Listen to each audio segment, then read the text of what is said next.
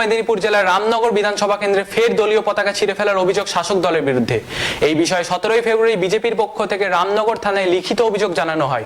দ্রুত ঘটনা তদন্ত করে দুষ্কৃতীদের শাস্তির দাবি তোলেন বিজেপির কাঁথি সাংগঠনিক কিষাণ মোর্চার সভাপতি রতন আচার্য।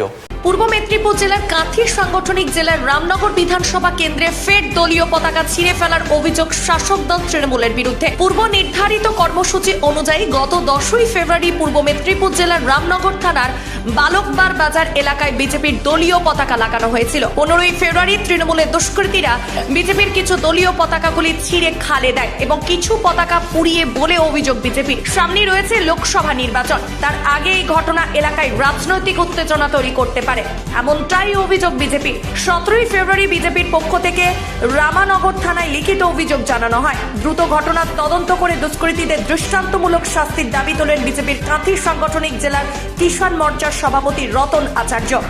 তিনি বলেন, এই রাজ্যে আমরা ভয়ে সন্ত্রাসের মধ্যে রয়েছি। এই স্বাধীন দেশে কতদিন আমরা সুরক্ষিত থাকবো সে বিষয়ে সংশয় প্রকাশ করেন কিষাণ মোর্চার জেলা সভাপতি। 10 ফেব্রুয়ারি আমাদের দলীয় কর্মসূচি অনুযায়ী সমস্ত বাজার এরিয়াতে আমরা ফ্ল্যাগ লাগিয়েছিলাম। এটা আমি বালুবাড়ি দাঁড়িয়ে আছি, আপনারা দেখতে পাচ্ছেন পিছনে টিএমসি ফ্ল্যাগ লাগানো আছে। এই পুলের উপরে আমরা দুপাশে ফ্ল্যাগ লাগিয়েছিলাম এবং বাজার এরিয়াতে সব ফ্ল্যাগগুলো লাগিয়েছিলাম।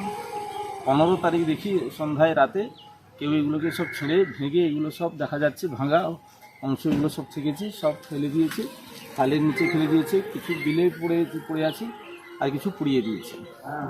এই কথাকে যখন আমি রামনগর থানার ওসিকে যখন আমি সূচনা দিই, তখন উনি আমাকে সকালে বললেন আপনি এসে থানায় লিখিত দেন। আমি লিখিত জানাতে গেলে দিয়ে আসার পরে ওসি স্যার আমাকে এইরকম বলেন, এই তুই কোথায় আছিস রে, তুই এখন এসে থানায় দেখা কর। তো এইরকম আমাকে হুমকি দিচ্ছেন। এর আগে ওসি স্যার আমার উপরে বিরক্ত আছেন। গত কয়েকদিন আগে ইরিগেশনের জায়গার উপরে, সরকারি ইরিগেশনের জায়গার উপরে নির্মিত একটা ঘরকে তিনি জবরদস্তি দখল করে টিএমসি নেতাকে তিনি দিলেন। আর আমি সেখানে প্রতিবাদ করেছিলাম যে সরকার আপনাকে বেতন দিচ্ছে, সরকারি সম্পত্তিকে রক্ষা করার জন্য আপনি দাঁড়িয়ে থেকে টিএমসি নেতাকে বিক্রি করে দিচ্ছেন।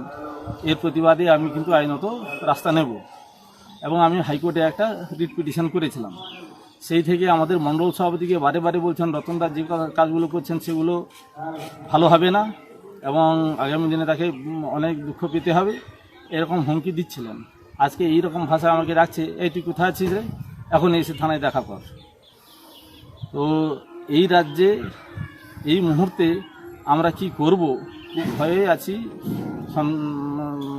সন্ত্রাসের বাতাবরণে আছি। এটা আমি আপনাদেরকে জানালাম। এখানে বালুবাড়ে এই কালচার ছিল না।